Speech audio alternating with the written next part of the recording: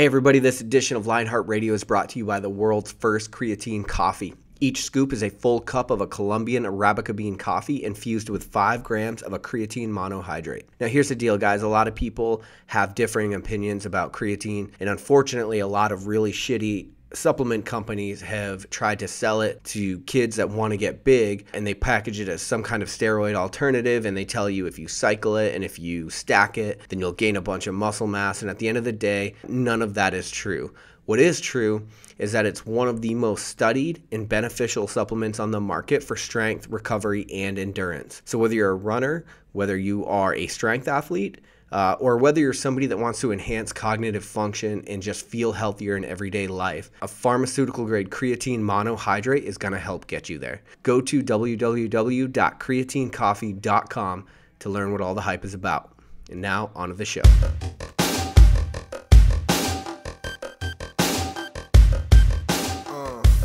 All right, welcome back to Lionheart Radio. I'm your host, Rick Alexander, founder of Blue Aviv in San Diego, California. And today I've got a new co-host with me, Jenny Blake. Hey guys, my name is Jenny Blake, and I am a nutrition coach with Lifeline Performance, and I'm also a bikini and figure competitor. And today we are finally doing another podcast in person in San Diego, California. And I'm joined by Bryan Boorstein, who is the co-founder of San Diego Athletics. He's also an online trainer, and the thing about Bryan is that he has a methodology that I think will be very counterintuitive to what a lot of CrossFit coaches typically try to program. And without getting too far into it, Bryan, thanks for being on. Yeah, I appreciate it. I'm super amped to be here and look forward to the chat. Yeah, for sure. So San Diego Athletics is a CrossFit gym, correct? We are, yeah. Originally we were CrossFit PB. Mm-hmm. We still compete at regionals, and we do our CrossFit stuff as CrossFit PB. But around 2013, maybe 2014, we changed our official name to San Diego Athletics to kind of reach a bit of a broader audience. Okay, yeah. So I wanted to get into that a little bit, just the business decision behind changing your name and like kind of separating yourself from CrossFit. So there's obviously a lot of positive benefits to being associated with affiliate CrossFit, yeah. Right? And so what were the benefits that I guess outweighed having HQ full force behind you? Well, I mean, so... And I don't if it gets too personal. No, it's fine. So I didn't really think that HQ was gonna necessarily not back us with the name change. Like I know Invictus has done a similar thing with Invictus Fitness, and there's not CrossFit anywhere on their website. We actually did it right around the same time, if not slightly before them, but unfortunately it did have a little bit of an impact with HQ. Castro, I guess, was kind of emailing with one of our trainers at the time who was on the legal team at HQ. Okay. And he would send her like copies of our newsletter, which for some reason he was subscribed to, and copies of like our social media posts, and just like very kind of tongue-in-cheek kind of hating on us a little bit. Yeah. And he used to come by when we were CrossFit PB. He probably came by 2 to 3 times a year to just like swim in, say what's up, work out, or just kind of see our events as they were going down. And as soon as the name change happened, it was like no more Castro ever. He literally came in here once, maybe 2 years ago, because he was doing this box tour of San Diego gyms or something like that. And I think he saved us for last. Really? Like, he literally came in, he was like, yeah, you're my 79th gym that I'm seeing, or something like that. And I was just like, I'm a little tired. Dude, you don't gotta be so mad about it. Like, you have 13,000 boxes, and we're still an affiliate. We still pay you money. Right. So that's an interesting thing, and I was actually talking to somebody about that this morning. So CrossFit has created this tribe, and it's such a strong tribe. But one of the things with them is if you're not with us, you're against us, right? They almost like portray that in their messaging and just how they interact. And you see the same thing not even with gyms, but with other companies that are trying to, maybe they grew up in CrossFit, like, I don't want to get into LiftSport, but they had a thing where, that's just crazy to get into right now, but they had a thing, like, they're just a prime example. Like, they started at our gym, I too. do, that's why I said, okay. I don't know, it fucking popped up in my head. but what I'm getting at, though, is if you're a company that, necessarily, I feel like if CrossFit HQ doesn't endorse you, there's such a strong cult-like community.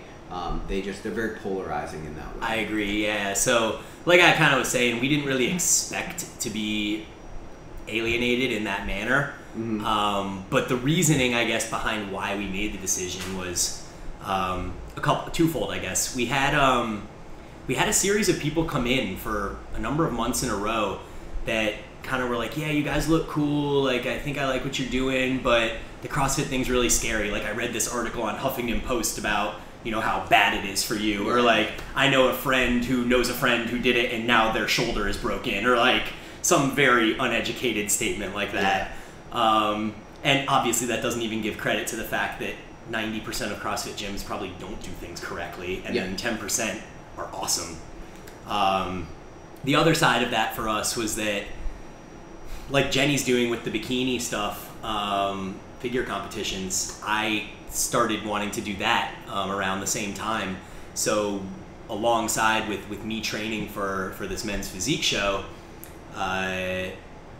we wanted to start like a kind of bodybuilding aesthetic based program. And Jenny was here during some of that time as well. So we were running two programs next to each other. We had our CrossFit program, we had our bodybuilding program. We even had two coaches so that it wouldn't create any sort of issues there. And we would run them at the same time, and the bodybuilding program grew and people loved it.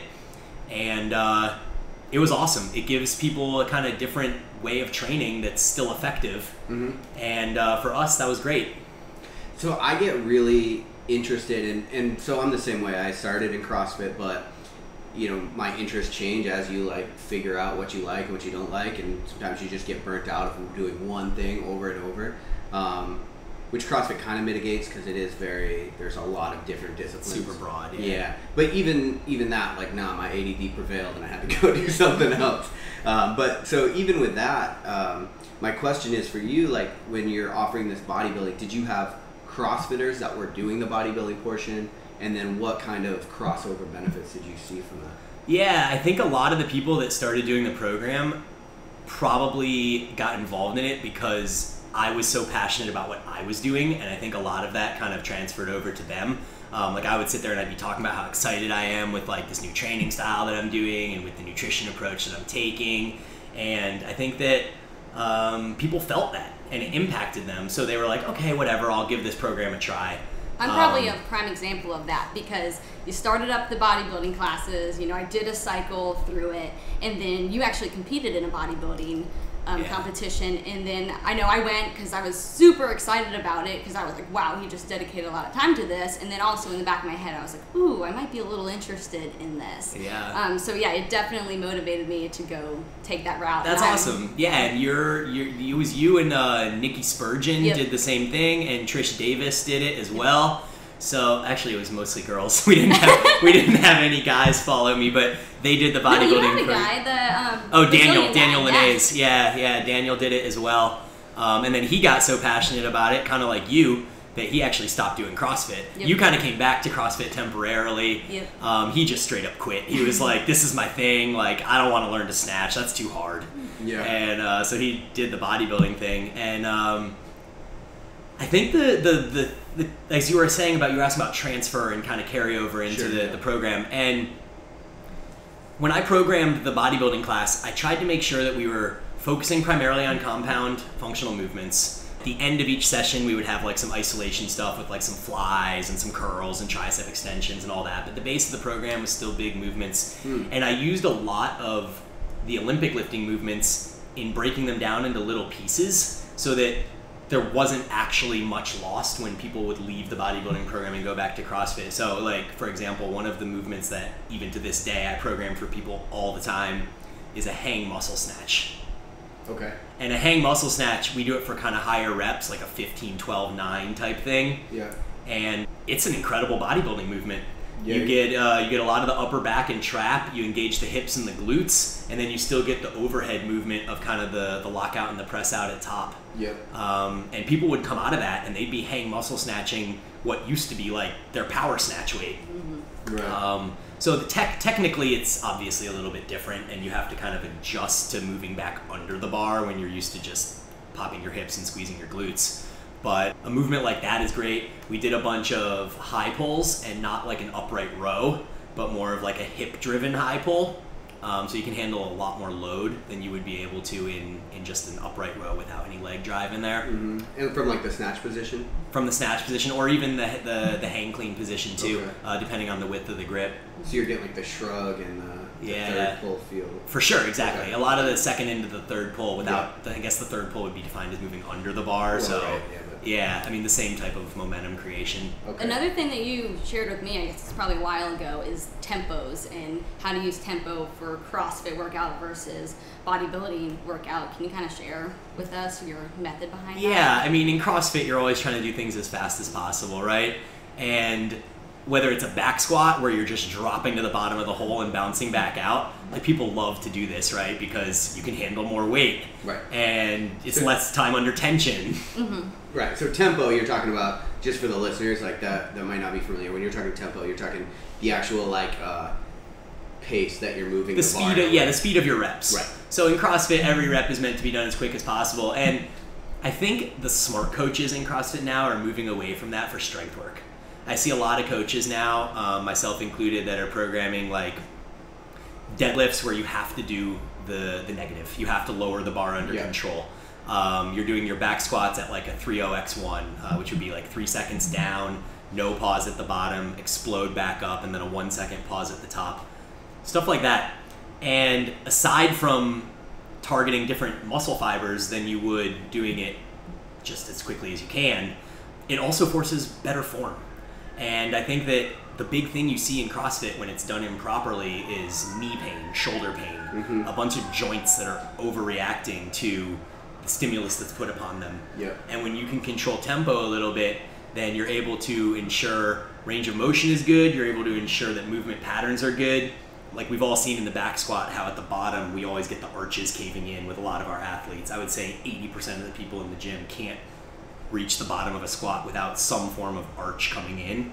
So a tempo allows you to really feel where that moment is where form begins to sacrifice. And then you ascend up out of the hole right before that point. Yeah. And when you talk hypertrophy and strength, really you want to increase time under tension, so it makes more sense to... Yeah. Time under tension I don't think is necessarily even about the individual set that you're doing, like whether your time under tension is 40 seconds or 20 seconds.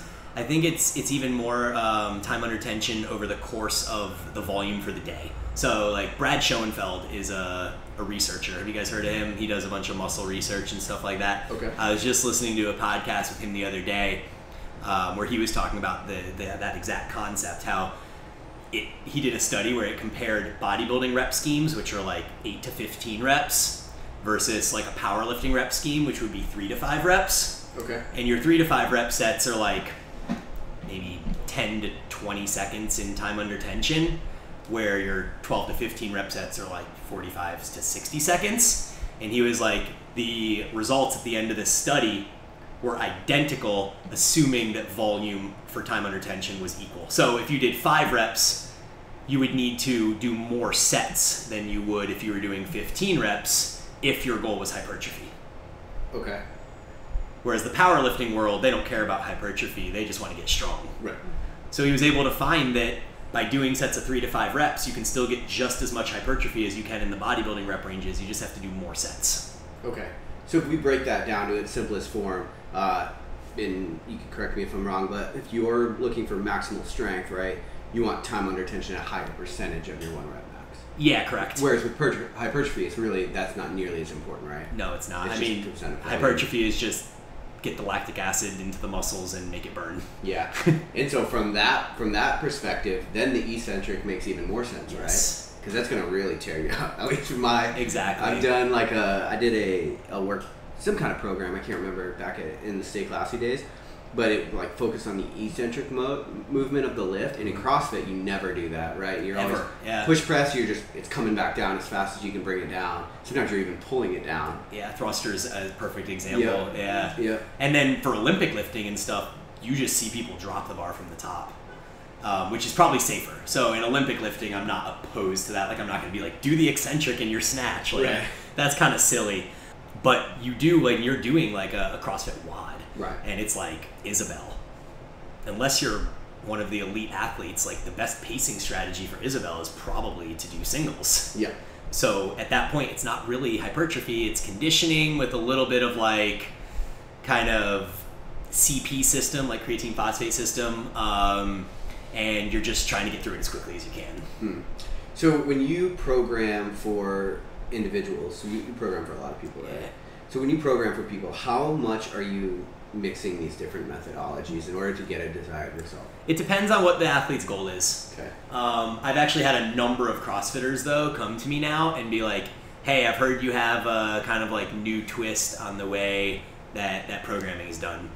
And I don't know how the word got around, but I have a girl in Temecula area, Amanda Borelli, who's at this point a top 50 in the region. She's not necessarily like an individual regional level competitor, but she's awesome and she works hard, and she was on the Ruination team this year.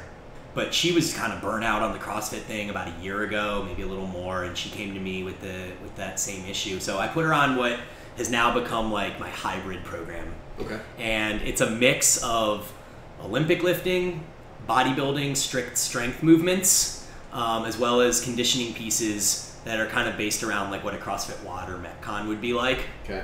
So this program has been phenomenal. It's it probably involves Olympic lifting 2 to 3 days a week, some position work, as well as some straight up like not 1 RM, but like singles and doubles for technique work and stuff like that.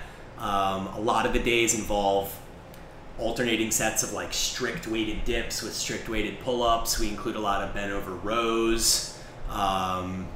We do a lot of strict overhead pressing. We do strict handstand pushing. And the kipping stuff is primarily only in WODs. So the EMOMs and stuff like that are all strict. So a lot of the CrossFitters that have come to me and been like, hey, but if I'm not like doing these EMOMs and practicing these movement patterns, like I'm gonna lose them, right? And I'm like, no, absolutely not. Like we'll still be doing them in WODs. You'll still do the movement pattern. But what we really found was that all of the strict work that was done transfers over extremely effectively to the kipping variation once they go back to it. So people now are doing strict pull-ups with like 45 pounds for 5 reps, females. Yep. And guys are doing them with 90 pounds. And at the end of the cycle, we'll test and do some stuff like that. And the way that they're able to manifest that new strength in the strict movements into the kipping variations, they're like, oh my God, I feel so much stronger. Yeah. And it's super cool. So that's actually worth mentioning too, because in my experience, trying to transfer strength the other way from kipping to strict doesn't work. Nope. And that's maybe a huge flaw with the CrossFit methodology, right? Is if you, a lot of times I've seen coaches we'll just use a female, getting pull-ups is usually a difficult thing out of the gate. And so they'll have them doing banded kipping, right? And then the next thing they're doing is actual kipping. Right. And so I've literally seen a girl that can do a muscle up on a bar and not do 3 strict pull-ups. Yep, absolutely. I mean, we have girls that can do 5 to 10 kipping pull-ups in a row that can't do a strict pull-up. And that's crazy. Like the amount of shearing that goes under your shoulder joint when you're dropping, again, no negative. Just bottoming when you're just out. You're bottoming the joint out at the bottom of the pull-up just so you can slam your hips up forcefully and get another pull-up. Yep. That's insane. Yeah. I think the hybrid method is starting to become a little more popular because people are seeing that and realizing that. Have you heard of hybrid performance at all? I have heard of them, yeah. I don't know a whole lot about it. I know the main one that I've heard about recently has been the functional bodybuilding from Marcus Philly. So I think that is kind of along the same lines as what I'm doing. I didn't really look at his program, but I know it's becoming more popular. I mean, even at the level 1 now, they don't teach a kipping pull-up or a kipping muscle-up until you can do a strict muscle-up or a strict pull-up. So even HQ is catching on. Yeah, and the problem is like that. So many coaches that came up in like the 2000, we'll say 8, 9, 10, 11. Yeah. They get like stuck in their ways and they're doing crazy stuff like that. So, but if you're a coach listening to this, like, I mean, I'm not one of those people that blame injuries on CrossFit. Like, I heard some quote, it's like you have to be a complete asshole to blame some internal problem on an external factor, right? Like, It can be coaching, it can be the way that you worked up to it. There's a lot of things it can be, but to be like, oh, it's this methodology, that's kind of like, you're probably just not applying it right. You're taking the easy way out. Right. You're trying to use a scapegoat. Right.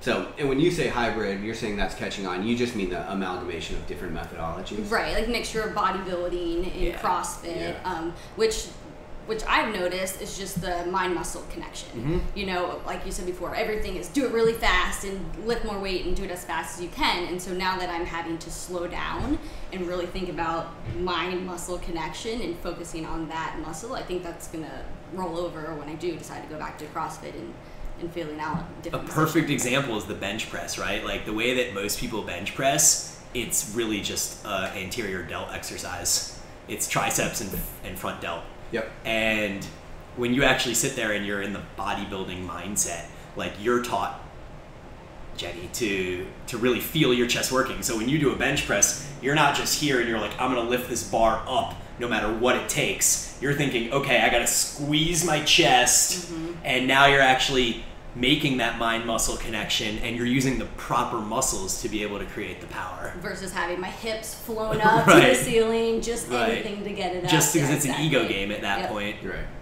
And the other thing is, too, even if you're not worried about maybe developing certain muscle groups with an exercise, the other aspect is, like, if you can't do a movement slowly, like we were talking about, you don't own that movement, you know, you're essentially renting it, and you're waiting to just get a slap tear or something like that, you know? Right. So earlier you mentioned that the word has kind of got out of this unique style of programming that you're doing. Are you talking about more of the hybrid method, or what are you referring to when you say unique? Yeah, I mean, the hybrid method, I think, starts it. That's probably like my bread and butter right now, is I have a number of different people that have really kind of jumped on this bandwagon, and it's also the program right now that I'm portraying on my my programming page on Instagram. It's a Bees Crew training. Okay. And so I've been putting out every day. All I do is post programming. There's no like personal posts or like pictures with my wife or anything like that. Right. It's just programming. And so the cycle that we're going through right now is actually a version of one of my hybrid programs. I have 4 of them now. And so one of them is being released right now. I just finished up week 3 on my Instagram page, so we'll be starting week 4 of a 13-week cycle tomorrow. And you're posting the daily workout? Daily workout, yeah. There's 5 days a week of training. So I'll be like, hey, this workout is for Thursday or Friday, depending on your schedule, when you take your rest days. But there's 5 days a week of programming being posted, and I'll post one every day or every other day. And what's the ultimate goal of that program? To get people smart, intelligent training. Just try to show the world that like you can do CrossFit or feel like you're doing CrossFit without having to feel like you're just doing a lot every day. Right. So some days there's some more Olympic lifting than other days. Pretty much every day has some strict strength training, and it follows a linear progression of sorts, where you're just trying to add 2 to 5 pounds a week onto most of the lifts. Yeah. And that probably benefits performance, right? It benefits aesthetics, because most people want both of those. Absolutely. So you're kind of hitting it all by combining everything like that. Yeah, for sure. And then the other kind of, so I'm almost 35 now. I'm 34. I've been doing this CrossFit thing for 9 years about, and I was training with weights for another 11 before that. So I'm at like 20 years right now. And as I'm getting older, I've really realized that recovery is super important. Like when you're 25, right? We all trained like idiots at 25 because you can get away with it, right? And you can still make gains, and you can go out and you can drink, and you can show up the next day and still get stronger. Yeah. But as I've been getting older, I've been realizing that like the ability to do things properly and using tempos and catering volume and taking rest days and doing things for the mind, like going for walks. And like I spend every Sunday after this podcast, today's Saturday, but I'm actually going to go down to the beach, and I'm going to spend an hour listening to music and stretching and sitting in the paleo chair. I guess that's what Kelly Starrett calls like the squat chair. Oh, nice. I call it the paleo chair. I'll just sit there for 10 minutes and just kind of, it's almost like half meditative and half just kind of self-therapy, but stuff like that has been so important. So a lot of the programs that I'm writing now are lower volume, especially for people that are a little bit older now. I find myself working with some masters athletes now in their 40s. So I'm taking a much lower volume approach where the quality of the movement is really the goal. Like it's not just go in there and snatch a 20-minute EMOM and see how your shoulders hold up. And are you focusing on quality because you're looking for that longevity? Yeah, for sure. I mean, we just finished a 9-week Ollie cycle here at San Diego Athletics. Right after the Open is usually what I program, a 9-week Ollie cycle where we do a little bit less conditioning and we just bang barbells 5 days a week. And a lot of the people in the gym had fantastic results from this because they're younger. Yeah. And I did the cycle with incredible results in the past too. And I went through it this year and it banged up my joints. Yeah. My shoulders and my knees primarily. And I think it just there needs to be more focus on the fact that training changes as you get older. And I don't think that people put much focus on that. Like, people that are 35 and 40 are still following programs that are meant for 22-year-olds. Right. And coaches need to educate their clients a little bit better about the need for that type of excessive volume. Yeah, and I think what happens is you get forced to reprioritize because your body's just going to break. And the problem is, usually people just get discouraged and stop, or you move on to other things. Whereas, like you're saying, if you had a focus on like, hey, look, we're trying to do this for the next 20 years, right? So if that were to be the focus, you would work out a lot differently. Yeah. Then basically, probably all 15,000 affiliates work out.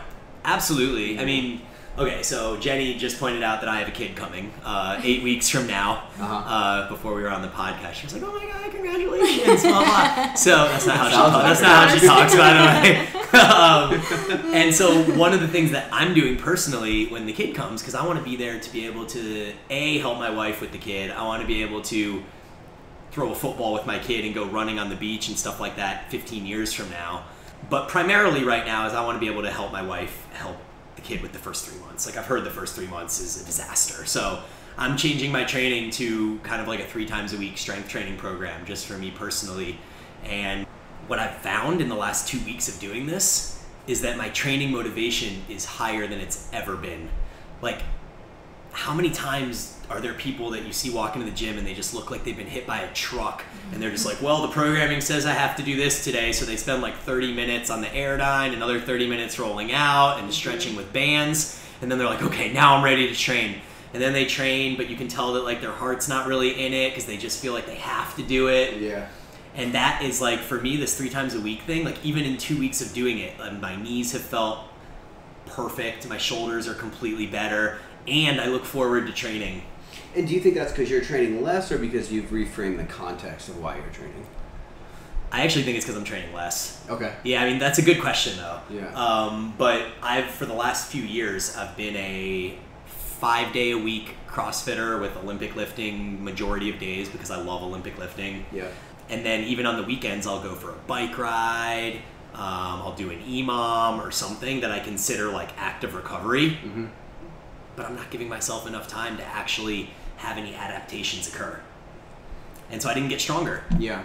And I see that across a lot of people. They're just like hitting the same weights every day that they go into the gym, the same movement, the same weights, because their body never has enough resources to recover and adapt. Yep.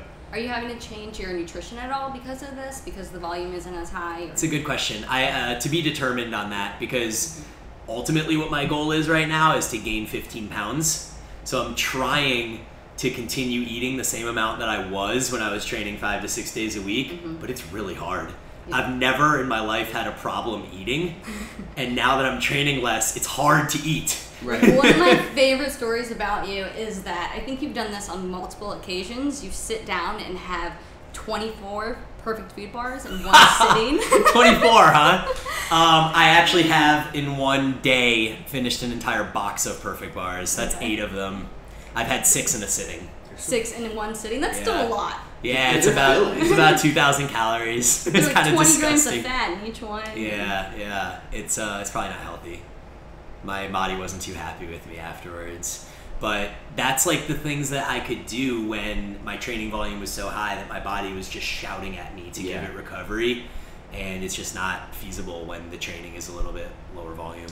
Yeah, and a lot of times when people cut back on the volume like that, they see body comp get better. Like they'll get more lean muscle mass, because just from a standpoint of not producing as much cortisol, your body's not going to hang on as much That's fat. Such a good point. I mean, 100%. Like, I think that goes hand in hand with training motivation. Like, I guarantee those people that I referenced earlier that come in and they don't really want to train, but they feel like they have to train, they're just running on cortisol. Yeah. And that's a terrible place to be. Yeah. Testosterone, you know, has an inverse relationship with cortisol, right? So as cortisol rises, testosterone plummets. And I know a lot of stories of guys in the CrossFit world that wouldn't want me to name them, but have mentioned having issues in the bedroom and having energy to enjoy life, right? And isn't like the point of training, unless you're getting paid to train, isn't the point of training so that you can be better at life? Yeah. And yet, if you're training so much that you don't even have energy to go hang out with your friends, your kids, you go to the beach and play football or whatever it is, like, what's the point of training then? Yeah, and I think that's a problem. For me, it got like kind of forced on me because I got so fucking burned out of like spending 6 hours in the gym every day. And then you kind of get to this point of like, what am I fucking doing here? Like, I'm not on the podium at the game, so like, what the fuck am I doing? Right. Like, I'm making my life suck for no reason at all. Yeah. But the problem is a lot of times people don't step back and reflect on that, I think, because they are thinking about, like, because CrossFit's such a competitive thing, so there's so many competitions that people are constantly signed up for, and they want to do good in the open, and they want to make it to regionals, and, you know, it's or even the guy next to him. They want to beat the guy who's standing next to him. And for sure. And how, I mean, that's just, I mean, whether you're male or female, that's just natural human instinct to want to win, I think, for a lot of people. And I find it so interesting. We have a new member that just joined the gym today, and he was telling me that we were talking about how, you know, the life of Rich Froning, the video, where he literally trains the entire day long. Yeah. And it's like, this is just a normal day of life for me. And he mentioned to me, I didn't know this, but he said that Patrick Vellner has a video out where he talks about how he only trains once a day. Oh, really? And I had no clue. I'm like, I can't wait to go watch this video now, because I feel like he's my idol. Like, I want to be the person that trains once a day and can show the world that, like, hey, I can finish third at the games or second at the games or whatever he was, and I can win my regional, or I guess he was second to Matt Frazier, so he didn't win it. But whatever it was, that he can be extremely successful at what he does and only have to train once a day. Yeah. I think there's a lot of crossover to regular life, too, that from the standpoint of stacking volume, you can do a lot of volume and you can inoculate your body to handling a lot of volume as long as you do take those deload times. Yeah. Allow your body to recover. Like, it's the same thing for me, like, even in business. Like, I can push really hard for a long time, but if I don't ever let my body process all of the work I've done, and, you know what I mean? I'm like, at some point you can't expect that you're going to put in work forever and that's going to create the same amount of output. Absolutely. I mean, there's burnout that's going to occur, and then a natural decline in production. Yep. One example I always use with my athletes that I coach is when you look at like a basketball player, and I use this analogy of shooting free throws. Basketball players will spend hours a day just sitting there shooting free throws, 200, 300 of them, just practicing getting better at free throws. What's the equivalent of a CrossFitter shooting free throws? It's doing like a 30-minute EMOM of 95-pound thrusters and double unders and assault bike calories or something. So even if you try to do something that you consider technique skill work, you're still having a inroad into your recovery and impacting your body's ability to adapt to this stuff. And that's a gnarly place to be. Like, when we practice as CrossFitters, we're also working out. There is no real equivalent to shooting free throws, but CrossFitters try to shoot free throws all day by practicing these movements. And it's just not the same. Yeah, that's actually a really, really good way to look at it. So what have you found that helps with recovery? Time off is number one. Absolutely. I mean, time off has to be the most important. Like, if you ever reach a point where there are multiple days in a row where you go into the gym and you're just not motivated to be in the gym, that's the number one sign that your recovery isn't there. And then what helps recovery, right? Diet. Of course. CrossFitters are notorious for thinking that if they just put calories in their body, they're going to recover. Mm-hmm. And they'll go out and they'll eat whatever. Like, it can be cookies, brownies, pizza, pasta, and it doesn't matter because they're like, it's cool, I'm working out so much, I just need the calories. If the fire's hot enough, it'll burn anything, right? That's right.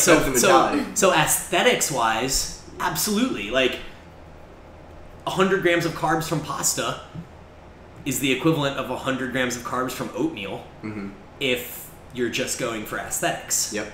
It's like a IIFYM type thing, right? Right. If it fits your macros. And the problem with... Yeah, keep going. So the problem with that is the quality of food is so shitty that you're not actually getting much from it. Like, we've all had like a night probably where like we go to Sprouts or somewhere and we're like, oh, chocolate covered raisins or whatever your equivalent of chocolate covered raisins is, and you buy a pound of them and then you eat them all. And you're like waking up the next day and your head's cloudy and your stomach feels like crap and your gastrointestinal issues and all that. Those pound of chocolate raisins that you ate are not helping you recover. In fact, they're probably inhibiting your recovery because your gut is all messed up now. Right. So the difference in quality of food obviously is huge. You see that a lot with low carb diets, because I've seen that personally. You know, when you do a low carb diet, you're really focused on the macro. And because you're focused on the macronutrients that you're getting, your body composition is actually looking good, right? You're not getting carbs. So like literally your body comp is improving, but without a focus on the micronutrients, there's so many phytochemicals and things that you're missing out on from a longevity, health, even recovery standpoint. Yeah, for sure. So nutrition, quality of nutrition, absolutely. And along with that goes vegetables. Like, people need to eat like adults. I mean, everybody eats like a child these days. It's like dessert, yummy, pizza, like French fries, you know, like eat like an adult. Have some protein, have some veggies, have some starch. Yeah. Don't eat like a child. So social media has done nothing for improving diet. No, and IIFYM is great for body comp. Absolutely. Like, I was a huge proponent of IIFYM during my bodybuilding focus, and it worked wonders for me as far as the way that I appear. Yep. But it did nothing good for me as far as health. And it's easy to fall into that when all you're worried about is the way that you look. Yep. I think most people know the value of sleep now. Mm-hmm. And most people that prioritize exercise probably are not going out and blacking out and having really shitty sleep because they understand that that's not conducive to what their goals are. I think the nutrition side is probably more relevant, but if you're not sleeping 7 to 8 hours of quality sleep a night minimum, that's also not doing much for your recovery. Yeah. When I was 22, I went through Athletes Performance Institute, API. They deal with a lot of like pro athletes will come in and like get ready for the combine or something like that. And I did this like analysis, and we realized I was working out more hours in the week than I was sleeping. Like, that's a lot of working out. Yeah, I literally had like a 2-week period of that, and I don't know, at the time I thought it was cool. How'd you feel? Oh, well, I was 22, you know. Right, like, you can do anything. Like, yeah, it sucks, but like I can keep crushing, you know. Like, it's just what you have to do. You convince yourself that it's what's necessary. Yeah, and the thing is about getting older is that it will force you to reprioritize all the dumb shit you're doing. Yeah. Or you'll break for sure. Absolutely. Yeah, I mean, that's exactly what I'm saying with this like 2 weeks of me doing this 3 times a week strength training program, and suddenly all the little nicks and dings I had from the Olympic lifting cycle have literally disappeared. Mm. So with this cycle that you're doing now, how are you Are you focusing on the power lifts or? Yeah, so it's we back squat. I back squat Monday, Wednesday, Friday, but it's oscillated volume and intensity. Okay. So Monday is like a 5x5. I'm starting it super light. It's like a 65% max start, which is quite easy for 5x5. And then Wednesday is a 2x5 at even lighter weight than Monday. And Friday is intensity, so I'm working up to a 5-rep max. Okay. So we squat 3 days a week. Monday, we'll also bench or strict press.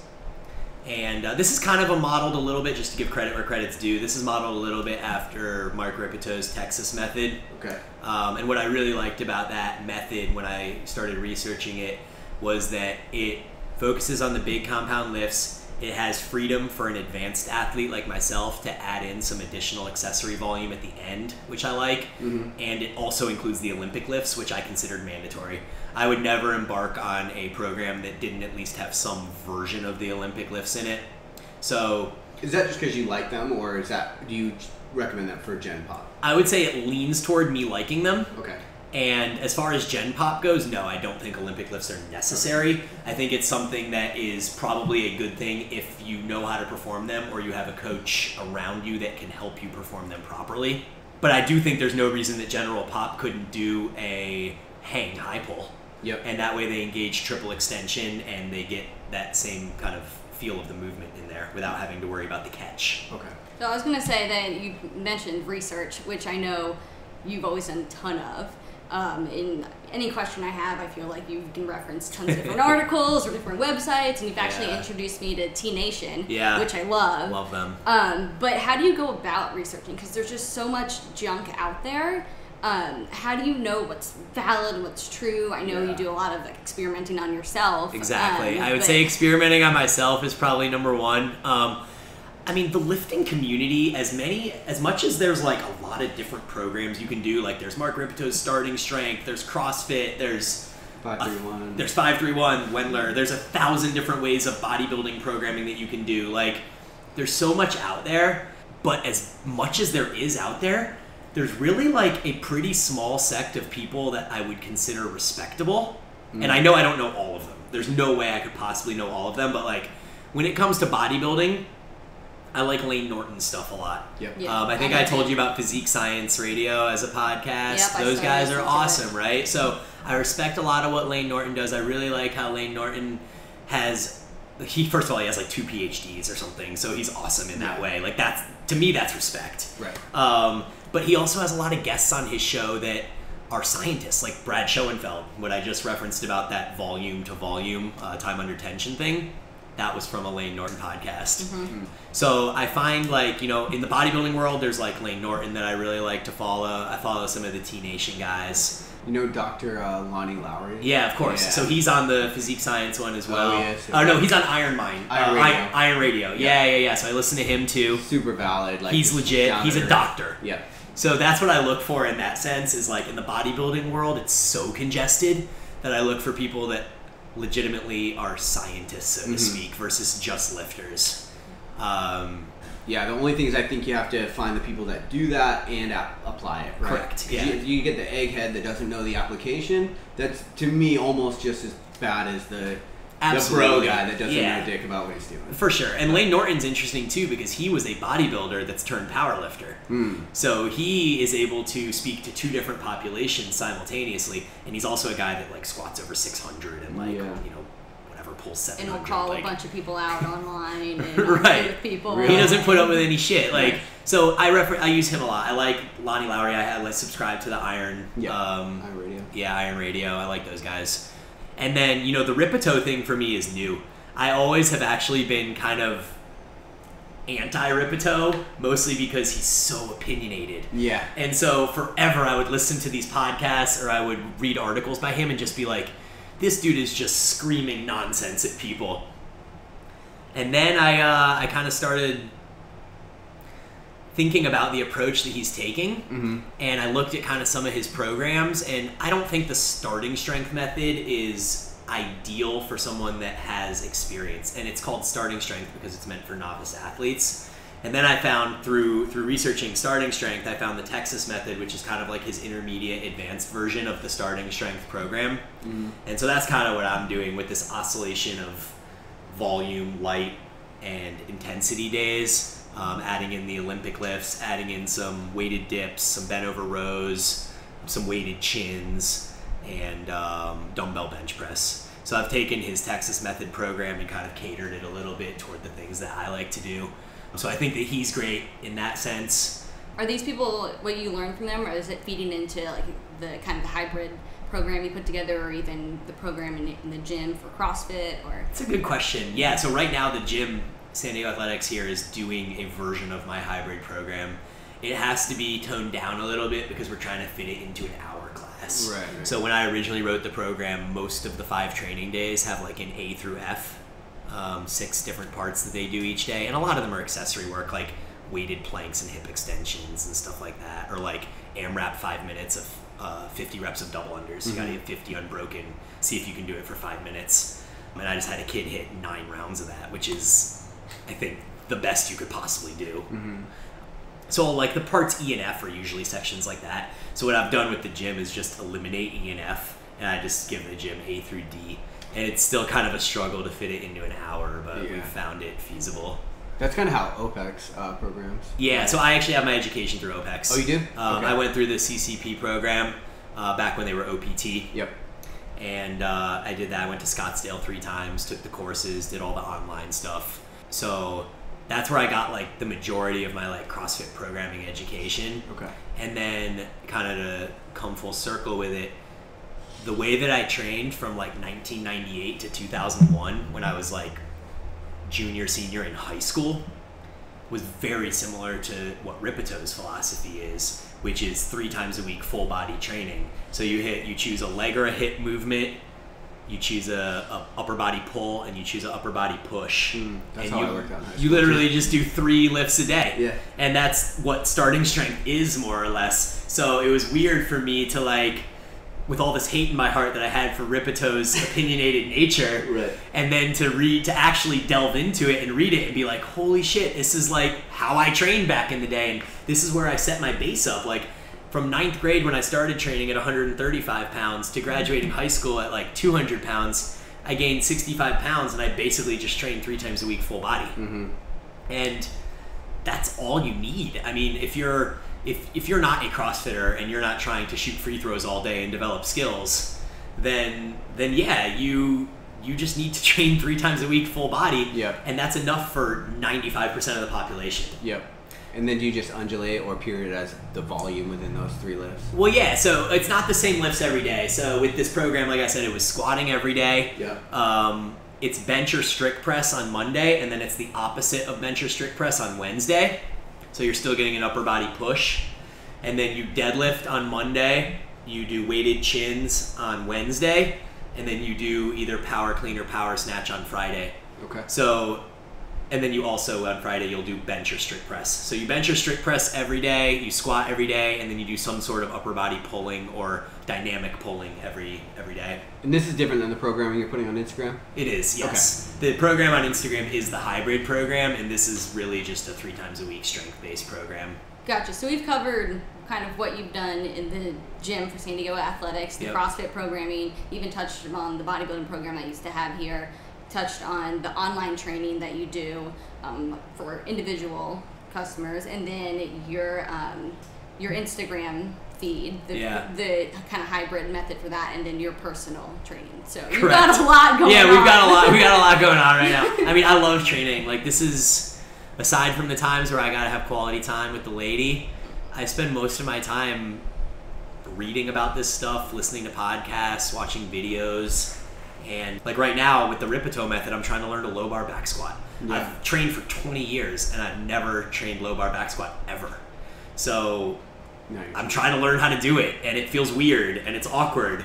And I still can't get the bar in the right place sometimes, but I've been doing it for 2 weeks. So my thought is that the weights are going to continue to climb pretty steady, because anytime you try a new skill, part of it is adaptation to that. Right, exactly. So based on all of the things that Jenny just kind of went over the last 20 years of you training, if you could kind of boil it down, like what are the big, I guess like the biggest maybe lessons that you've learned as you've, kind of gone through CrossFit and bodybuilding and all these different things? Number one has to be that no matter who you are and where you are in your journey, you have to focus on compound lifts. Big multi-joint movements like a squat, deadlift, press, chin, row, things that work multiple muscles, right? Yeah. And CrossFit does a good job of that now. I think that CrossFit deserves credit for the fact that, like, when they first started out, it was just a Metcon, or it was strict press 3-3-3-3. Mm-hmm. Whatever it was mostly a Metcon to begin with an occasional strength day. And I think that the new version of CrossFit since 2012, 2013 maybe, is most of the good coaches are putting a priority on compound basic lifts. Yeah. So I think that's number one for sure. That you have to do the big lifts, you have to progress on the big lifts, you have to get stronger. Okay. Beyond that, I think most of the lessons learned are kind of as I've delved into with, focusing on recovery. Like, unless you're a competitive athlete that is, you are making money from CrossFit, which is much less than it should be, I think you should probably focus on life. Yeah. You like no one really cares. Like, I think I finished like 486th in the open, or maybe it was 586th. I don't even know. But like, how much extra time would I have to put in to be a top 300? Much less to be a top 200 or a top 100. Like, every category you go through requires that much more out of your life. It does. And if you're a top 500 athlete in SoCal, you're doing okay. You're fine. Yeah. There's 10,000 dudes that compete. So, like, put the priority on life. Put the priority on things that matter. Like, where are your priorities in life? Is it family, business, then training? Because that sounds pretty good to me. Yeah. If it goes like training, business, family, you might not have your family very long. Yeah, right. Well, and then how is training, to take it a step further, how is training enhancing those other priorities in your life? And if it's not, well, what the fuck are you doing? Yeah, like if you can't go and have enough energy, like I said, to go out and play with your kids or go to the beach and ride waves and get in the ocean, like you're so beat up that you're sitting at home at 4 p.m. on a sunny day with ice packs on your knees, watching House of Cards, then you've probably got other things to worry about. Yeah, for sure. Sounds like you found a balance, though. And the listeners can probably tell, I feel like you're a very structured person when it comes to the gym and fitness and your nutrition, and you've got everything pretty dialed in. But if, they knew your personality, you're very laid back and you're super easygoing. And so is there anything you want to share that kind of helps you be a little more easygoing? Yeah, I mean, I'm a big fan of medical marijuana. It's Nice. It's something that I do at night. I take 1 or 2 hits at night when I get off work. I mean, I'm at the gym all day, or I'm doing remote coaching, or I'm out being busy. And when I get home at night, some people like to have a drink. I prefer to take a hit of pot and let my mind unwind that way. Plus, it helps with sleep. Yeah, it definitely helps with sleep. Are you familiar with any of the anti-inflammatory benefits of like CBD? And yeah, marijuana? for sure. Yeah, absolutely. I actually use some CBD rubs on any sort of sore body parts and stuff like that. Do you? Yeah. Okay. Yeah, the medical marijuana dispensary, every time you buy something, they're like, and you get a free gift. And I always opt for the free like CBD cream. Yeah, and do you find that it actually helps? Because I haven't really talked to many people that have experimented with it. Yeah, I don't really know. I mean, I don't feel that it's much different than putting on like an icy hot or like a Bengay or something like that. Like it still gives you that cool tingly feeling. Have you ever smoked it for more of a systemic anti-inflammatory? I haven't. Effect? My dad's actually talked to me about that before. My dad is he actually needs to smoke weed because he has a long story, but he got hit by a snowboarder on the slopes years ago, and he ended up getting a stroke from it, and now he has to smoke to kind of stabilize and not have seizures as a result. It super sucks, but he's actually talked to me a lot about the benefits of CBD, and I haven't delved into that world at all. Yeah. So it's definitely something worth considering because it doesn't get you high. Like if being high isn't something you like, but you want the benefits of it. Where it doesn't have the psychoactive part of THC, right? Right. Yeah. I mean, I heard that you still feel relaxed, but you don't feel high. Yeah. I'm in the military. I gotta tread lightly around that, but I want to do a whole fucking episode on it because I'm just so interested in it. Yeah, I mean, you should probably find someone that's like an actual expert in that field. Yeah, for that sure. also might help you. I don't know about that one, but it might help you be able to eat more and hit your numbers. Absolutely, yeah. So that's a solid point because the day that I had 6 perfect food bars in one sitting, I absolutely was quite high beforehand. So I find appetite is much harder without it. And on a kind of different topic, I also fast every day. So I have to eat my 3,500 calories for the day between 2 p.m. and 8 p.m. That's my feeding window. Dave, you do a 6-hour feeding window? Yeah. Goddamn, okay. Was that hard at first?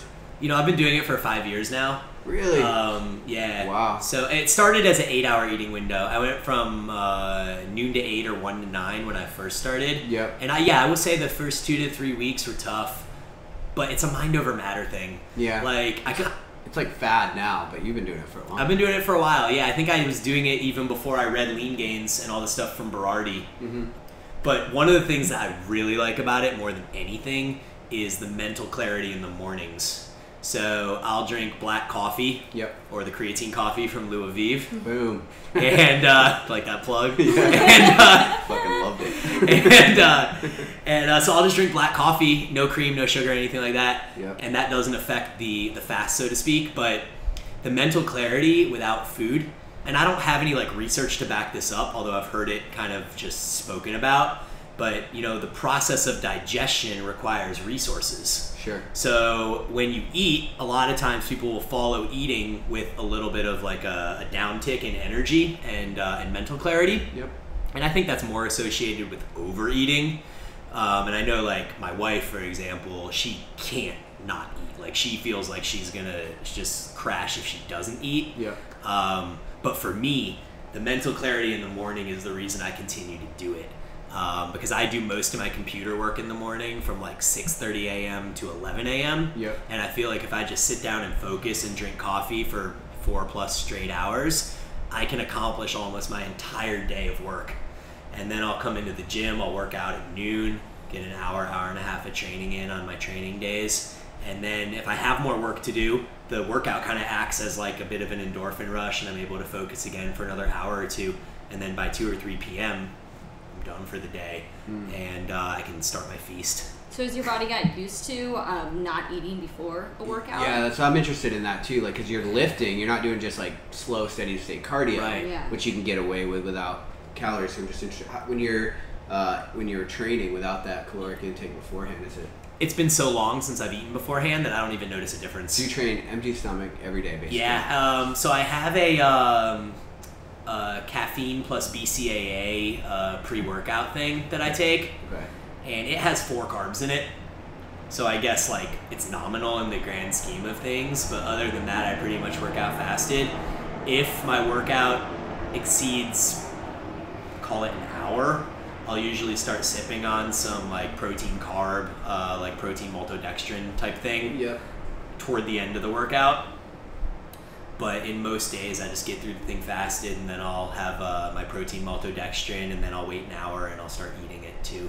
Since you did this before it got popular, why did you start? It's a good question. I don't actually know if I can recollect that answer right now. Yeah. My guess would be that it was a body comp thing. Okay. I think that it was probably about, okay, let's take it back to marijuana. I would eat a lot of food at night because of marijuana. Yep. And I would be so full in the mornings from this like massive feast that I would have at night that I think I just was like, man, I don't really even want to eat. And like, maybe if I do want to eat, like I shouldn't eat because I'm going to eat so much at night anyways. At some point I need to moderate it. So this is a way of me being able to do something I love, which is eat, and do a lot of it in a short period of time. Yep. And I still have to be careful with it because if I do if I have 2,000 calories in a matter of like 15 minutes, my stomach isn't super happy with me. Right. But if I'm able to space over those 6 hours my 3,500 calories and eat like maybe 1,000 every 2 hours or something like that, I have no gastrointestinal issues or anything. And by stopping eating at 8 p.m., I still am able to digest properly before I go to bed at 10. Okay. When you first started doing it, when did you notice immediately? Was it body comp or performance, and like how long until your body got used to it and kind of leveled out? It took about 2 to 3 weeks to get used to it, which falls right into the it takes 21 days to form a habit thing. Yeah. So it was about 2 to 3 weeks. I remember being really hungry and just telling myself that I need to drink water. And every time I would get hungry, I would have water, and within 5 to 10 minutes, the hunger would dissipate, and then it would come back. I'd drink a little more water. But yeah, I would say the thing I noticed first and foremost was body comp.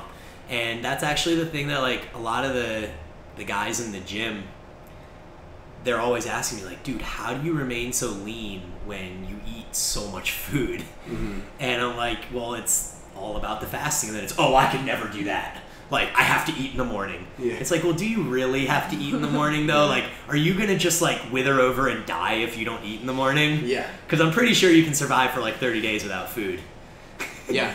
I cut out breakfast because of the mental clarity piece, but yeah. I completely agree. But, dude, if you fucking tell people you don't eat breakfast, they're like, most important meal of the day? What? That's so old school. Oh, yeah. Yeah. Yeah, it's like carbs make you fat, right? Right.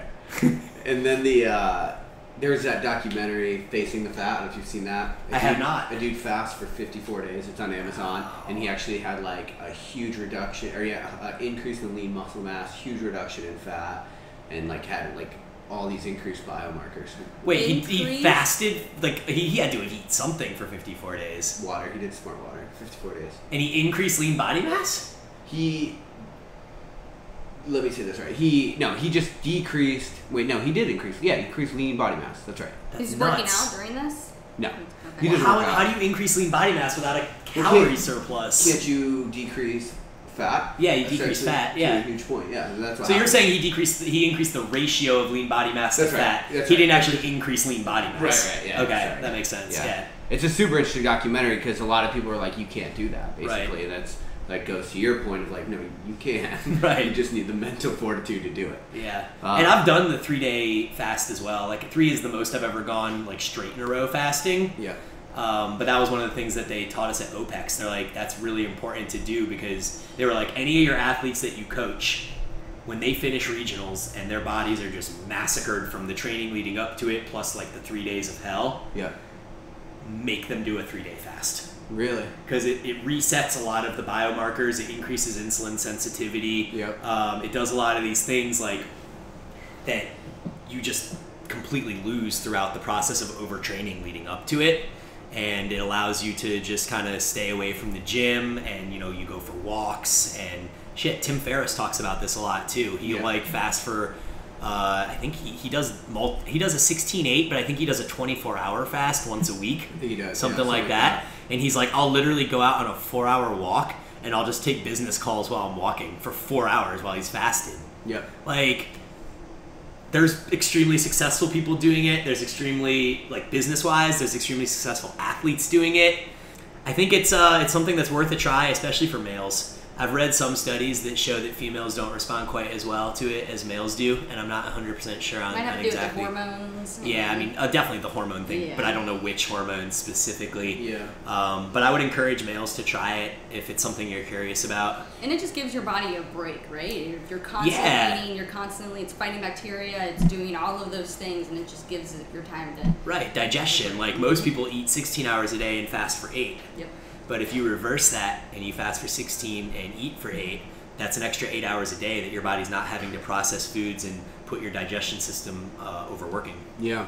I guess maybe a little skeptical or just interested in how it would work for recovery. So I would get that it would decrease inflammation, right? Yeah. But it seems like your body is going to need those calories in order to rebuild, especially after Well, like I'm eating the same amount of calories. Oh, you're saying for the people that are just finishing regionals. Yeah. Yeah, so first of all, when they're at regionals, they're going to be way overeating. Yeah. So there's going to be a calorie surplus because they have to fuel their workouts. But yeah, I guess I could go reference, and we can do this again in a couple weeks. Yeah. But I can go.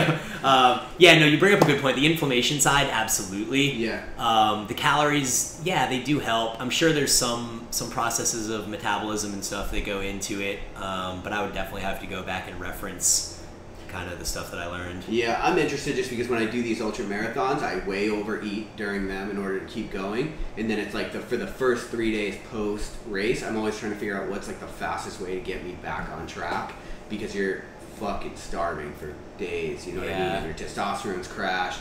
So I've been experimenting with taking out carbs at that time and just different things, but I was just curious about that. What have you found has worked best for you thus far?